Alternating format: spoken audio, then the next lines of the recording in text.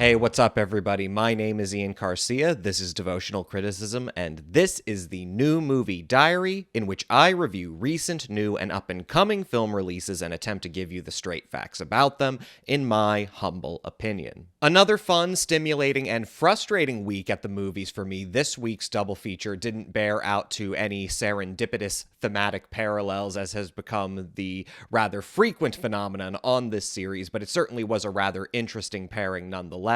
On the one hand, we've got The Kill Room, a decidedly low-budget dark comedy starring Uma Thurman, Samuel L. Jackson, and Joe Manganiello, set against the satiric backdrop of the metropolitan New York art world. This is being distributed by Shout Studios in what seems to be a rather rare push into limited theatrical release for a company better known as a boutique home video label. And then there's The Creator, a big-budget sci-fi actioner starring John David Washington and representing in some quarters the hotly anticipated return of visual effects auteur Gareth Edwards, this being his first feature film in 7 years following Rogue One all the way back in 2016. But before I get into that, I'd like to just take a second to highlight a movie that I neglected to cover on last week's entry. Sorry about that. I was juggling like 5 different reviews in that video. But anyway, this is something I literally only found out about from its being shared by a Twitter mutual. Shout out Olivia Olive. This is a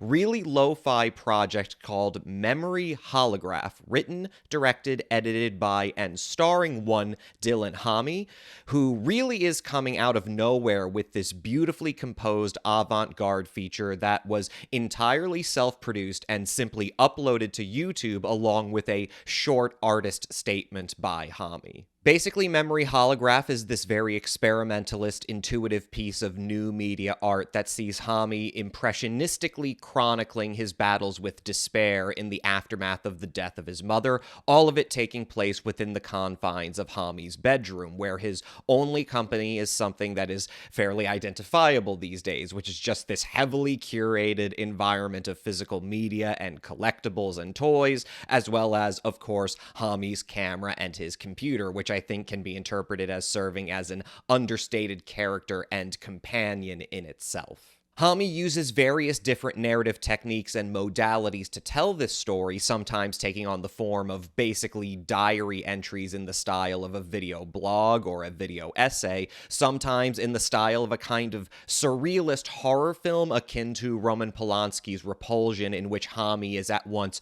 tortured by his isolation but can't escape from his neurotic dependence upon the familiarity and safety of his home, and then sometimes as this kaleidoscope of footage and sometimes even archival audio of his own mother's unanswered voice messages in order to portray Homme becoming engulfed in memory and shame, increasingly entering a kind of schizophrenia in which he talks to himself in the voice of two characters that increasingly overlap with one another, and all of these modes kind of collapsing in on one another so that even as the narrative seems to progress in a clear direction of some kind of solace or recovery for Homme from his despair, there's still this uncomfortable sense of ambiguity. And what it results in is this really impressive and vulnerable character study of Homme himself as this filmmaker, part of whose neurotic condition is that no matter what he's feeling or what thoughts he's spiraling through,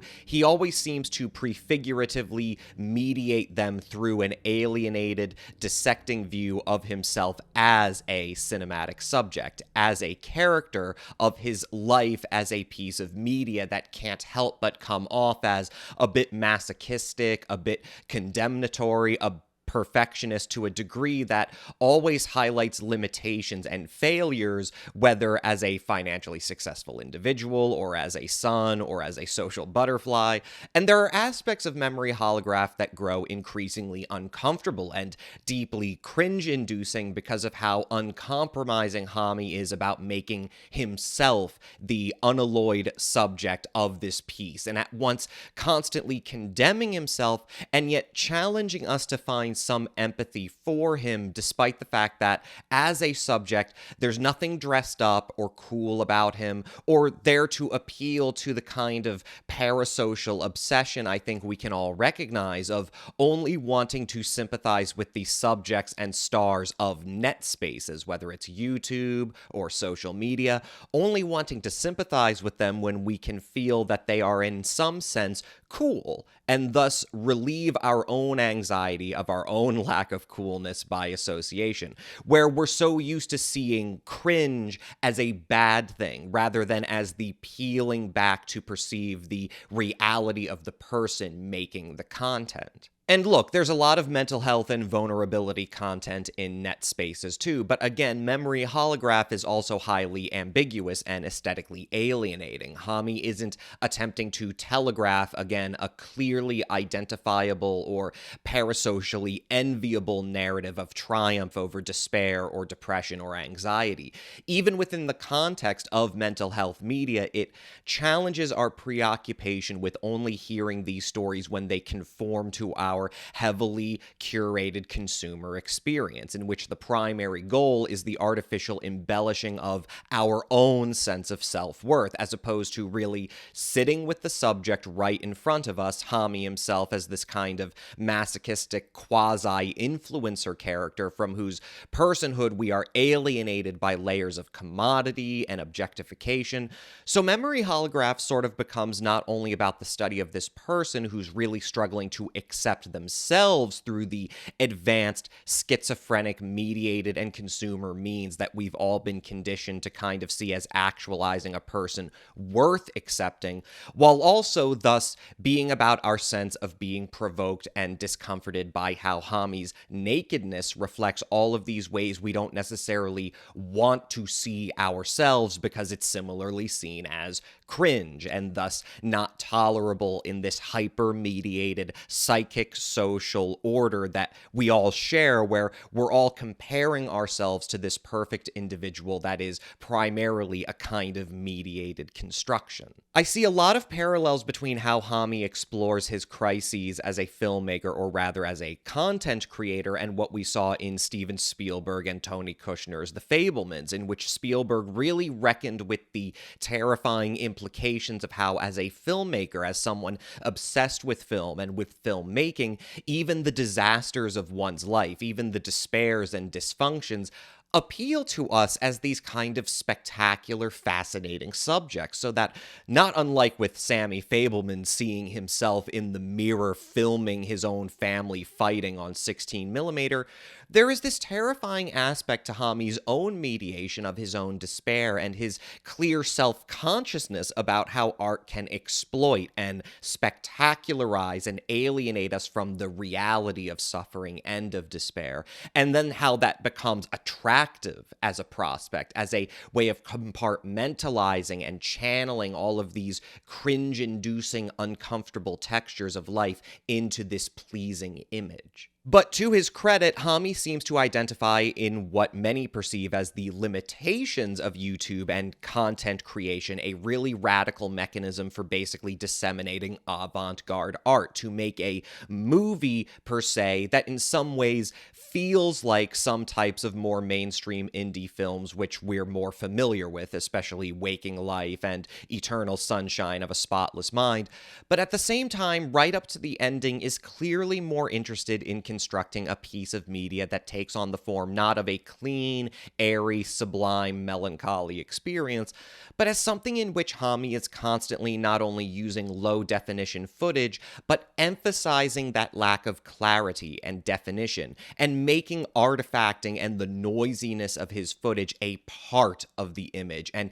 periodically makes editing and sound design choices that are disruptive of our ability to really immerse ourselves in the sense of subjective identification with the film and its protagonist, where we're very much held at an arm's length, so that, again, we're kind of looking at this bit of content, in quotations, as if it were a person, as something we have to try to empathize with despite imperfections, as opposed to something that is contrived in such a way as to draw us in and thus to forget the personhood of the subject, to basically simply project ourselves parasocially. I can't help but think about Memory Holograph being released by Hami at the time that it was, in light of Denis Villeneuve's recent comments that the future of cinema is in large format experience, which may be true to a certain extent, but I think what Hami's film points to is really quite the opposite, though we may not even be talking about the future of cinema at this point. We may be talking about the future of a fully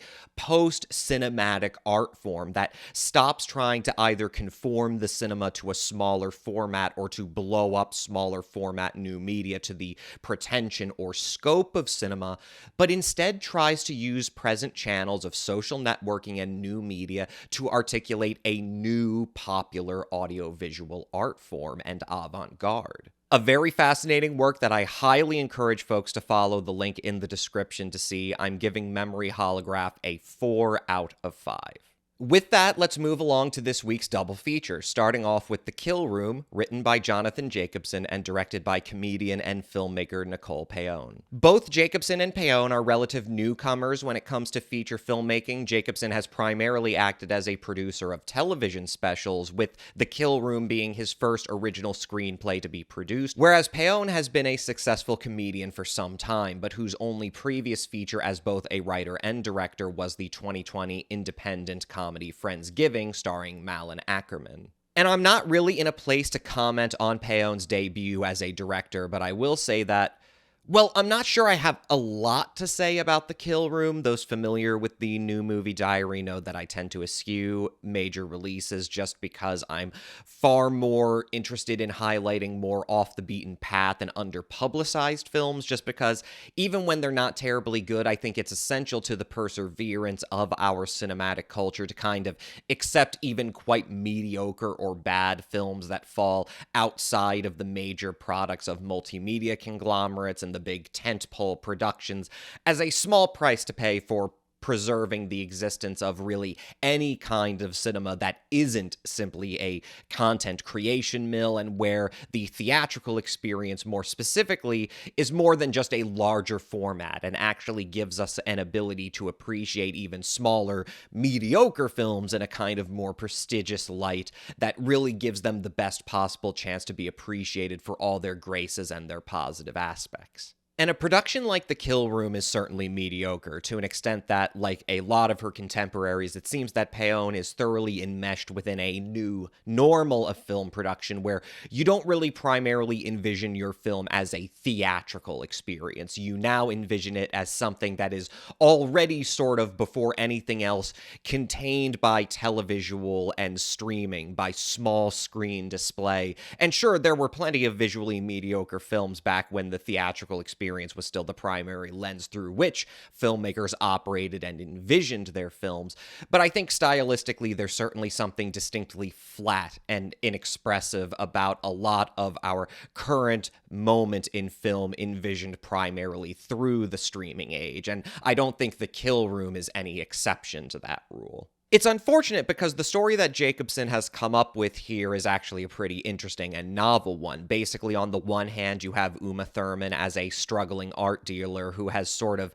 found herself stuck in a rut where her gallery is failing and her artist clients are being poached away by her more successful competitors. And then on the other hand, you've got Samuel L. Jackson and Joe Manganiello as a money launderer and a hitman, respectively, for the Russian mob, where Jackson's character comes up with the idea to use high art as a front for the mob's money laundering. Basically, Manganiello's character makes some crude nonsense painting, hands it off to Thurman with Manganiello as her anonymous client. The mob buys the painting for an obscene amount, Thurman getting a handsome cut and thus cleanly laundering the mob's money back to them through Manganiello. As you might expect, merely Manganiello's pieces being sold for so much despite him being a first-time artist creates a big buzz in the art world, and suddenly collectors start wanting to get their hands on Manganiello's work, and you can see the setup being made here for the black comic satire of the pretension and superficiality of the art world, where the value of art can be inflated merely because it sells to obsessive collectors who buy art for the social capital and prestige and not because its particular resonance with them. And the movie does start to get into some interestingly macabre territory as Manganiello increasingly starts to incorporate physical elements into his work that he actually uses when he does hits for the mob, specifically plastic bags that he uses to suffocate his victims. And while pretty predictable, I actually really liked the development of Manganiello's character and the increasing chemistry between himself and Thurman, where Manganiello starts to ironically come into his own as an artist, finally able to reveal a side of himself and his trauma of working in this shady business and being recognized and praised by Thurman in ways that he's never experienced before. I actually think Peon manages to pull off a surprisingly non-cynical portrait of the cultivation and healing of this character's soul through art, even in the context of a story that's all about the excessive cynicism and vapidity that abounds in the art world, and again, despite how you can basically see these developments coming a mile away. And it's also in these parts of the film where you see the kill room get a lot more visually interesting. Peon's choice of lighting and camera placement are a lot more expressive and pointed, and it makes sense because as Thurman's character starts getting caught up in the kind of sudden success that comes to her from having this in-demand artist and really growing passionate about his work, and then coming to the realization of what his work is actually saying about who he is and what he has been compelled to do, it makes sense that the kill room should start to communicate a little more about the power of art itself, both in terms of creating it and in terms of perceiving it and it's resonating with you. And it's nice, again, from a non-cynical perspective to see the movie go in this direction where the point is that art is not meaningless, that it's not just a commodity or an object of prestige, that it actually means something, and it's really only the context that perverts and detracts from it. And so in that context, I can appreciate at least some of the motivation in how plainly Peon presents gallery settings. Obviously, the kill room is fairly low budget, but there does seem to be a pretty clear motivation on Peon's part to communicate how, even though you've got this milieu of wealth and prestige, the environments in which this art is exhibited and sold is often fairly plain and unremarkable. And that's true whether we're talking about Thurman's rather standard white box gallery or the climax of the film, which takes place at this festival rather clearly styled after the Miami Beach Art Basel. And I'm no expert in the world of high art, but I did intern for a hot second at a small art dealer, and so I have some experience in what these environments and cultures are actually like. So I guess that aspect of the film resonated with me at a more personal level than I might not have had if this world was completely alien to me. Even still, I don't think the overall visual composition of the kill room can really be chalked up to creative motivation entirely, because I think there's a distinct difference between presenting something as naturalistic or non-picturesque and simply portraying something in the non-dynamic, plain, rigid, overlit, and flat way that makes Peon's shooting of these unique interior spaces really no different than how a lot of filmmakers shoot, say, the interiors of some bespoke upper-middle-class house in a holiday film for Hallmark. I'm also not necessarily emphatic about the character core of the kill room. Again, I can appreciate the relative absence of cynicism to Jacobson's script, but for a black comedy about how pretentious rich people are suckered into buying crude art that is literally made using instruments of murder, in the final analysis, the kill room is decidedly toothless in terms of how it develops Manganiello's character and Thurman's relationship with him. Because look, I think it's really charming how Jacobson's script really develops this idea of a mob hitman whose cold exterior is really a matter of trauma and repression, and where this at first functional approach to art suddenly snowballs into this outpouring of emotion that gets him to realize his humanity again. But I also think you lose a lot of texture to this dark comedy when you suddenly sideline the brutality of this character and this world that he's basically gotten used to as simply a normal function of his job and what he's compelled to do by the bosses who always have him under their thumb. Because in an ironic way, while trying to make this point about how art isn't just a cynical exercise in personal gain and laundering ill-gotten wealth, you end up making this eerie compromise where your story can only advance if you kind of, write off murder as merely a cynical exercise in expressing power and laundering wealth, and not something which is a visceral act where a human life is snuffed out from the world, and what sort of very deep effects, for better or worse, it can have on the psychology of the person who does it, and how they rationalize and make peace with it, and how, if offered the opportunity to get out of it, how they even go out and live in the world and find themselves when so much of their life has revolved around destroying others. And honestly, at the end of the day, the main problem a movie like The Kill Room has is that what it's attempting to satirize and make comedy out of is a tad too remote to be relatable, because despite how seemingly common it is to grouse about wealthy coastal liberal elites and the pretenses of modern art, pretension itself is just, to me, not a very interesting subject of mockery, because on the one hand, nobody's really familiar enough with the ins and outs of the world this wealthy that you're dealing with to even know when you're making a joke or not, which is a real problem that The Kill Room has, where the joke oftentimes seems to be whether or not what characters will be talking about or referring to is a real thing, or just something that sounds like a real thing that they made up for the film. And at that point, you've kind of just attempted to satirize pretension by coming up with a style of joke that only works if you're already really pretentious. But then on the other hand, pretension, as most people understand and relate to it, is really just a culturally refracted understanding of wealth and privilege, or rather the wrong kind of wealth and privilege. That wealth and privilege where you don't have a problem with the wealthy and the privileged because you have a problem with all wealth and privilege. It's just that these specific kinds of wealthy and privileged people act in a way that you think isn't a worthwhile use of all their wealth and privilege, which then works around to the fact that at the end of the day, America is a really selfish and materialistic country, and wealth and privilege is just too basic of an aspirational part of our collective fantasy for anybody to have any real conviction about it being a reason to mock somebody. So I'm just not sure who a movie like The Kill Room is for, because the primary demo that it's going to attract, at least as far as the world of independent filmmaking, are going to be people who already identify with a certain level of pretension when it comes to art, and probably spend more time wishing they were in more spaces with all of these eccentrics and weirdos and dumb rich people than wishing they weren't.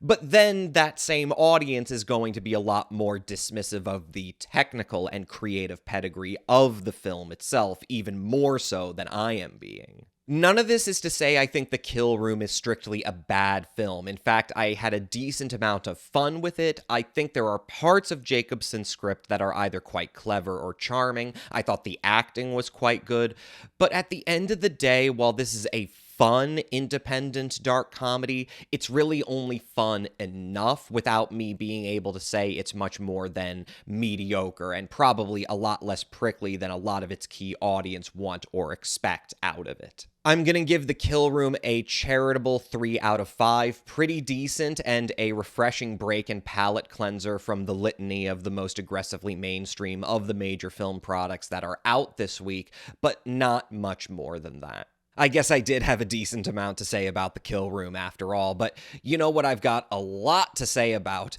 The Creator. Yes, The Creator, the latest $100 million sci-fi visual effects extravaganza courtesy of director Gareth Edwards and co-written between Edwards and Chris Weitz, with whom he previously collaborated on the production of Rogue One. The Creator takes place in an alternate history in which a premature AI revolution occurring sometime in the 1950s leads to the proliferation of sentient robots across the globe in virtually all aspects of social and economic life. At first utilized primarily as labor, over the course of the 20th century, tensions begin to mount over the question of whether AI sentience should guarantee robots liberation and equal rights with humans, culminating in the year 2055 with the detonation of a nuclear warhead over the city of Los Angeles, which is blamed by the US government on a tactical strike by the AI. Where the story of the creator really starts is some 10 years into the protracted conflict following this attack, in which the globe is geopolitically divided between the United States and a coalition of Western governments determined to eradicate AI on one side, and on the other side, the obscure national formation that is New Asia, a polycultural, polyethnic, polylinguistic superstate in Southeast Asia that has modeled itself as basically a sanctuary for AI, and where AI technology continues to advance at a rapid pace, largely due to the work of a mysterious, clandestine scientist known only as Nirmata, his name being derived from the Hindi word for the creator, and who has come to be so identified as literally a divine figure for the AI themselves. Obviously, the assassination of Nirmata is high up on the United States list of objectives in prosecuting this abstract war on AI. Insert obvious metaphors for terrorism or communism here, and so we're introduced to Sergeant Joshua Taylor, played by John David Washington, who is assigned to go into deep cover to infiltrate a cell of New Asian militants led by the human scientist Maya, Gemma Chan,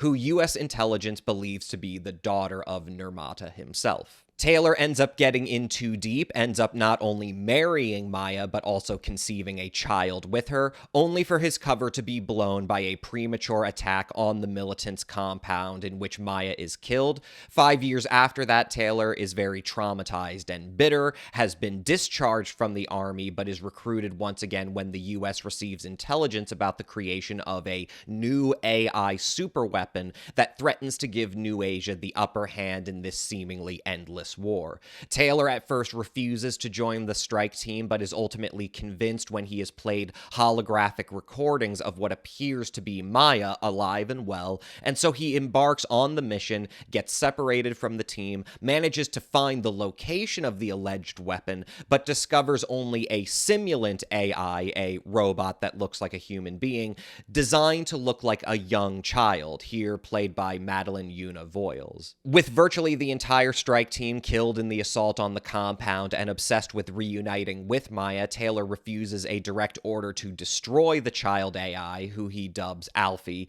and embarks on a perilous adventure across the breadth of New Asia in order to find his wife and, hopefully, the mysterious Nirmata. I had been really looking forward to seeing the creator, even if I'm being totally honest that there were aspects of the publicity for it that were quite painful to sit through, especially anything to do with the child robot character played by Voiles, and I'm sorry to say that it doesn't get much less cringy or painful in the film itself. What do you want, sweetie?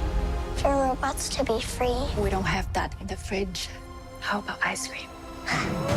Terrible line. Easily one of the worst exchanges of dialogue in a film this year. But nonetheless, I was willing to give this the benefit of the doubt, and even now I'm probably being too charitable, because I'll just be straightforward and honest that while I do not for a minute consider Gareth Edwards to necessarily be a great auteur filmmaker, much less a consistently good one necessarily, I have been consistently challenged and fascinated by virtually everything he's worked on, going all the way back to when I was still in college and his debut Monsters was first starting to generate buzz. And as someone who was a really big giant monster movie head, who was raised on giant monster movies, who started to love movies in general because of a primal experience watching Godzilla King of the Monsters when I was just a little kid, I was really looking forward to seeing Monsters, and then eventually saw it, and thought it kinda sucked. Like, no doubt, there were things I found very impressive about it, and I think in particular I had what was pretty much the broad reaction to Edwards at the time,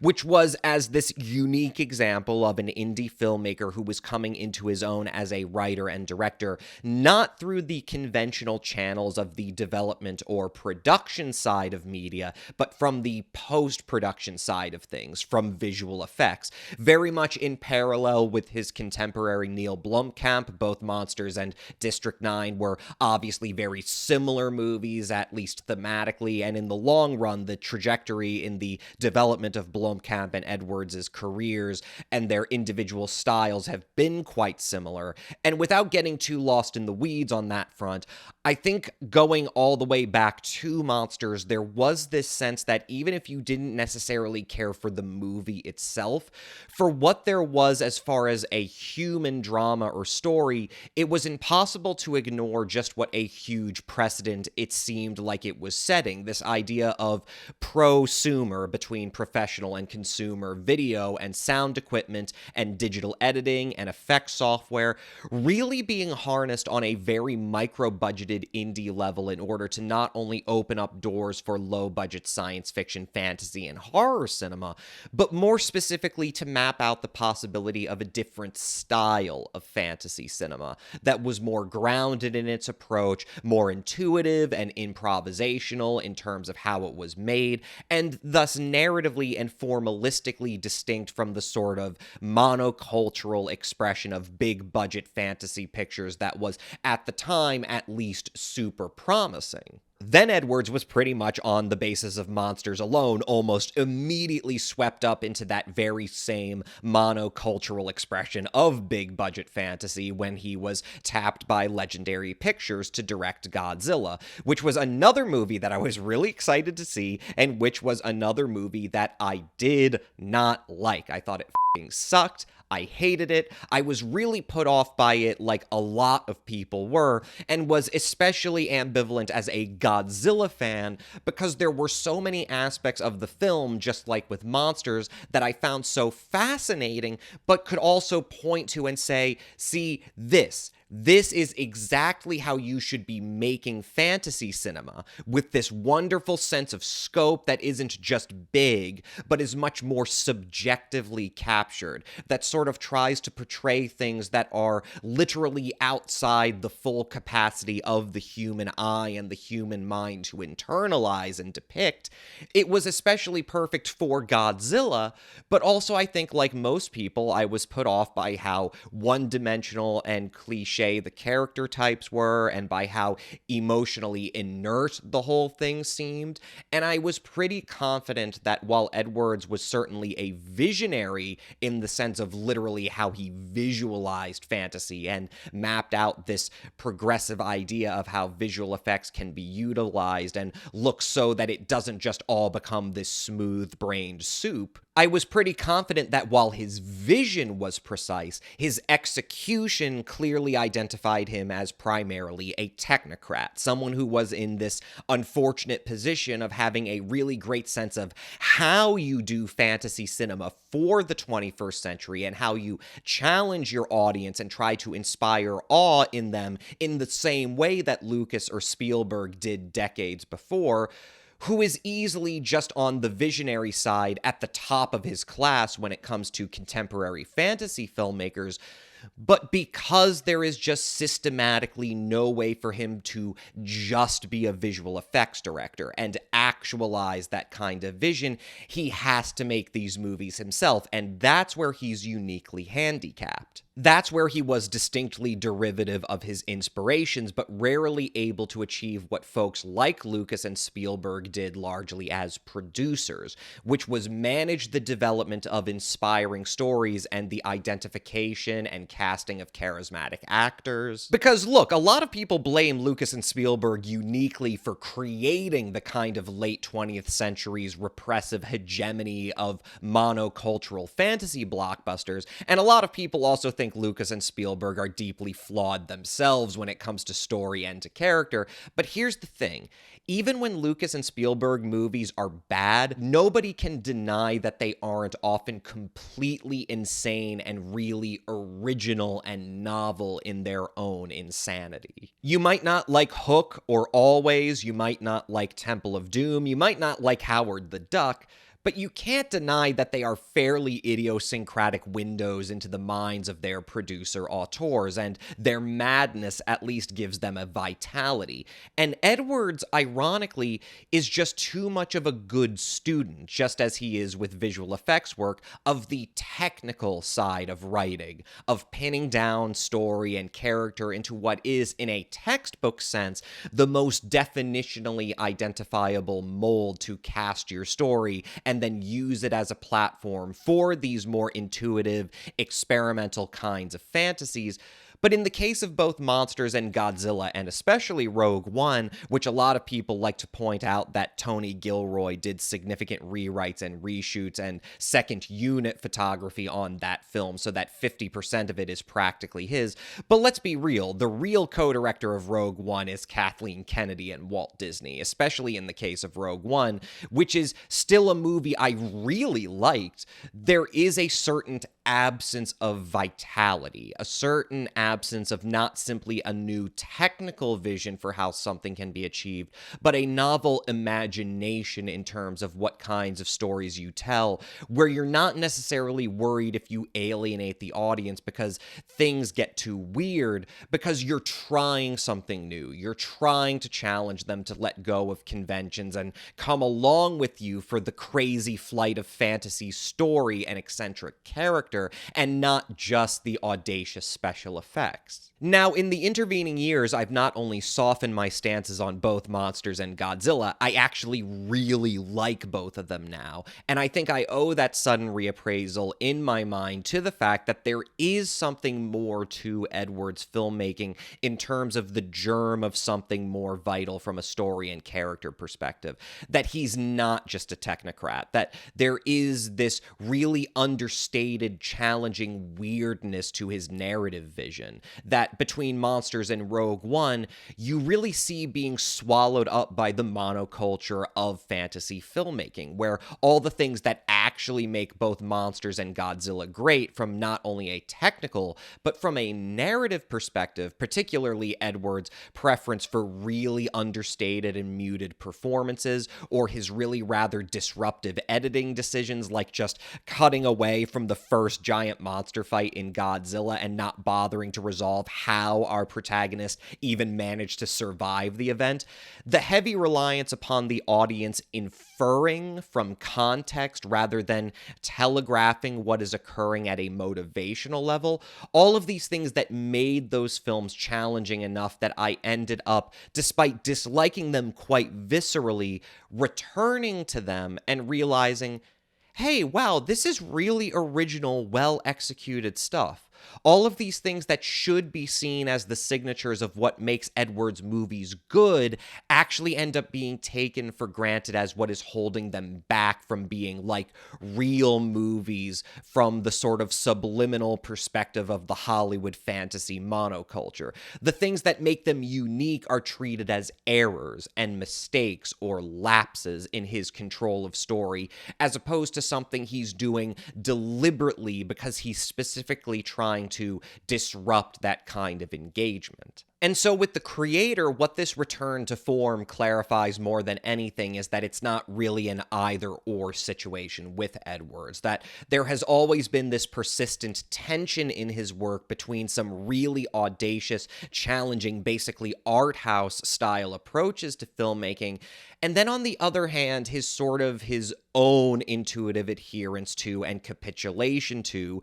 cliches of what makes a fantasy movie a real movie in a sense, what makes it work from a purely technical perspective. So first things first, obviously the creator is far from an original movie, besides just the baseline premise of our protagonist being a rogue soldier or operator. There's obviously all kinds of bits and pieces of previous fantasy films spun quite visibly into the substance of this film, whether it's Akira or Ghost in the Shell or AI or even The Matrix. Quite frankly, the creator really does function rather perfectly in a lot of ways as basically a Matrix prequel with the serial numbers filed off. But I'm not going to bag too much on the originality of the film because while I don't think novel story ideas are exactly negligible, I tend to be more focused on the execution of ideas. And in this case, the execution of Edwards and Weiss's slurry of influences is...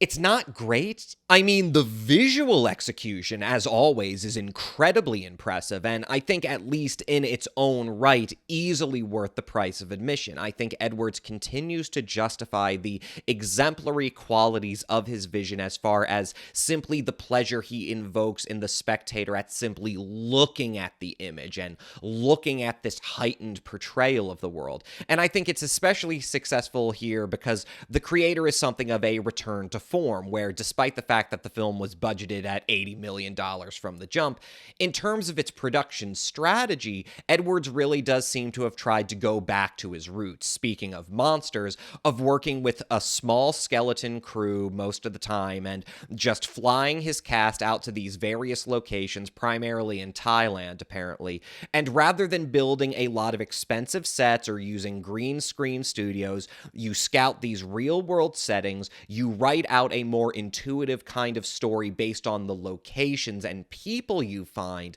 and then you simply capture these real places and real people, and only later you use visual effects to transpose sci-fi and fantasy elements in such a way where you get this really stunning mixture of documentary and hyper-real science fiction. I've seen a lot of people saying that this aspect of the film isn't particularly special in its execution, but I'm sorry, they're full of shit. This is a beautiful movie. And unfortunately, it just happens to be the case that the world that Edwards and his team simply describe using this signature juxtaposition of documentary and visual effects is a lot more interesting than the story they end up telling with it. And I want to be clear here, when I am critiquing story and character, I am not critiquing the understated performances, the muted tone of the drama, or stuff like more of Edwards' signature disruptive editing. I've grown to really love and appreciate all of those aspects of his style, but the problem is that fundamentally, the problem with the creator has nothing to do with its being derivative. It's that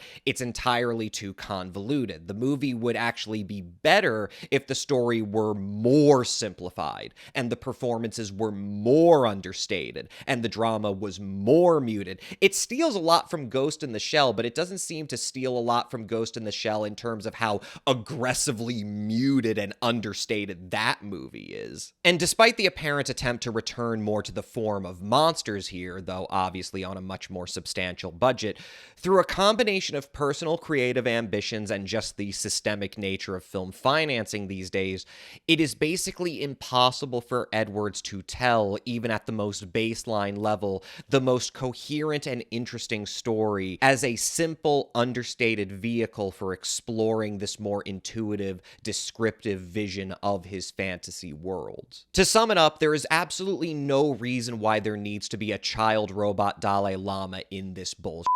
You already have a clandestine god scientist who the US Army wants assassinated. You already have his militant daughter, and you already have the operator protagonist in Sergeant Taylor, who is uniquely qualified and motivated to try to find both of them. You already have your story. But the problem is that within the hegemony of monocultural Hollywood fantasy, there has to be some kind of cataclysmic or apocalyptic stakes at play so that there can be a big, climactic action set piece with both a figuratively and a literally explosive finale. And so your hands are literally tied from being able to tell a more self-contained, dramatically straightforward story, because the monoculture, ironically, the big algorithmic AI brain that is commercial film, says you need some kind of super weapon. You can't just do a science fiction version of Apocalypse Now. And you may be saying, Ian, this is a real crazy leap. They could have easily made the movie that way if they wanted to. I would say that, yes, you're right. They could have made the movie that way if they wanted to, but it would not have cost $80 million. It would have been $30 million to $50 million max, and I'm hedging my bets on the side of District 9 budget and not Chappie budget here. They could have done that story for $30 million, but the best way I can boil it down is by talking about a little movie called Johnny Mnemonic. Johnny Mnemonic, notoriously misguided cyberpunk action movie starring a pre-Matrix Keanu Reeves and adapted by science fiction author William Gibson from his own original story, and directed by this guy named Robert Lungo, who's primarily known as a photographer and for directing music videos. And the story of Johnny Mnemonic is very interesting because effectively both Gibson and Longo had originally envisioned it as being a fairly low-budget experimental art house sci-fi movie, rather than the compromised Frankenstein's monster cult movie that it ended up being. And in a contemporary 1995 interview with Wired magazine, director Robert Longo said something very interesting about how the film turned out the way it was. He said, quote, "It's interesting that this started out as an arty $1.5 million movie, and it became a $30 million movie because we couldn't get $1.5 million. And that's basically adjusted for inflation, where not only Edwards, but a lot of up-and-coming fantasy filmmakers are at, where the compromised products they end up making are a direct function of the fact that it's actually easier to get more money to make a bunch of bullshit than it is to get less money to make something more restrained and personal. They could have made the creator a story about John David Washington actually trying to find the guy named the creator, and they could have done it for 30 to 50 million, but they couldn't get 30 million, so they had to settle for 80 to 100 million to make some bullshit about a magic child who does absolutely nothing of consequence in the story except, as it turns out, to actually lower the stakes, because he basically has these incredible EMP powers that basically act like get out of danger zones free cards, so that a filmmaker who is already kind of known for having an, at best, troubled relationship with getting the audience charged with some kind of emotional momentum, you ensure that the story he's telling is as frictionless as possible and is completely distracted from what should be the core of the story, which should exclusively be Sergeant Taylor and his sort of bitter, traumatized obsession with finding Maya again. Even as far as the really interesting sense of subjective camera that Edwards brought to movies like Monsters and Godzilla, the creator is seriously compromised from doing anything very much interesting from a subjective perspective, which works out great when your protagonist is supposed to be having these quasi-hallucinations of seeing his wife everywhere, but then it sort of being implied that he's either disassociating from reality or, you know, in a scene shamelessly stolen from Ghost in the Shell, it might be that his dead wife's face is literally being used by robots. None of that hits home and is communicated in the way it should be. And again, the problem is not that Edwards' characters are too broad, their performance is too understated, the drama too muted. The problem is that it's not pushed far enough. There is too much convoluted bullshit getting in the way. This should be the story of a guy going on a solo free run through New Asia, where we get to curiously infer and glean from everything we see what the story is about from both a visceral and emotional perspective. I don't give a about the robot messiah. I want to see Robot Land. And the systemic inability of Edwards to just make an intuitive, understated, monsters-esque movie movie about Robot Land is turning out to give lots of people really bad impressions about him as a filmmaker that go beyond just not caring for the story at a dramatic level. Case in point, there seems to have arisen this very serious misunderstanding about the basic world of the creator, where a lot of people seem to think that New Asia is literally supposed to be all of Asia. Like, literally the idea that somehow this premature AI revolution has sparked a new geopolitical formation where all of Asia has united into this transhumanist variation on the Soviet Union, where the only thing seeming to unite them is just this vague sense of Eastern spirituality forming the bedrock of a more tolerant universalist society. And of course, this is leading a lot of people charging that the creator is extremely racist, or at least Orientalist, in its flattening depiction of South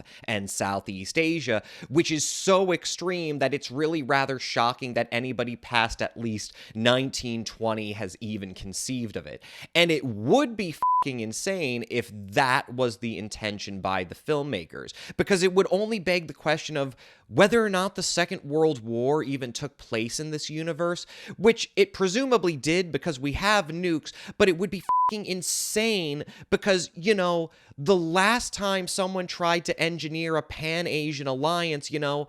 let's say most people in Asia were at least really on the fence over it. Not really seeing a lot of people being gung-ho about a Pan-Asian superstate after the Second World War, but that's the thing, folks. I don't think the implication is supposed to be that New Asia is literally all of South and Southeast Asia. I think it's supposed to be a landlocked, small to mid-sized country that has simply emerged somewhere in Southeast Asia, and because of Nirmata and his contributions to the AI revolution, has simply attracted a large number of not only human scientists, but also AI refugees to New Asia. That's why the US and its Western allies have to engage the AI in terms of this insurgency using these targeted strikes. It's not a global war. It's not a conflict between the US and a Western coalition and literally all of Asia.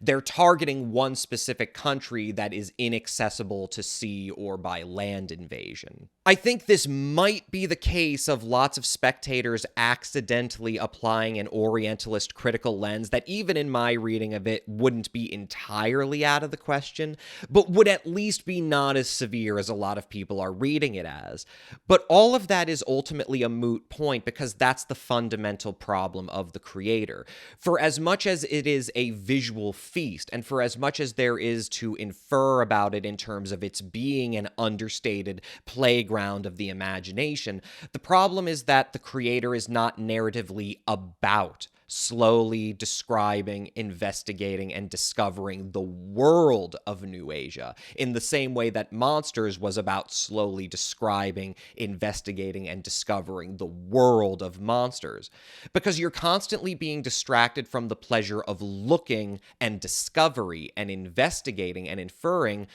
by this bullshit prerequisite story about a robot golden child that, more than simply detracting from the potentially more interesting, restrained, muted, understated, cerebral story that they could be telling, again, basically sci-fi apocalypse now, is literally detracting from the ability of people to simply sit back and, like, adequately read the film for what it is, rather than what they are presuming it is, which they are, not indefensibly, deriving from their broad apprehension of what the film is playing so broadly. Literally at a level as simple as the basic setting, you're telling people there's this country called New Asia, and rather than them wondering, well, what is New Asia, they're already assuming that this is some neo-Orientalist New Age fantasy land for white people, because what you've established is literally so telegraphed and broad that at a certain point they may enjoy your action set pieces, which are really good, by the way, and you may even get a lot of enjoyment out of that collision of hyper-real fantasy and documentary-like subjective camera, that you literally don't realize that you're supposed to be curious about New Asia and what kind of country it is, as opposed to simply this intuitive assumption that the racial politics of the film are as dumb and as broad as its basic drama. It's a terrible shame because while being something of a return to form, The Creator might be Edward's weakest film to date. There's certainly a decent amount of stuff that's simply elementally refreshing in terms of his distinctive style, but I cannot in good conscience say that it is, in the grand scheme of things, a terribly exceptional science fiction or fantasy movie overall. So I'm giving this another charitable 3 out of 5. Sorry, Gaz. Better luck next time around. So yeah, had a lot to say about The Creator, but that's going to be it for me here. Thank you for joining me. Like, subscribe, bell, yada yada. My name is Ian Garcia. This is Devotional Criticism, and this was the New Movie Diary.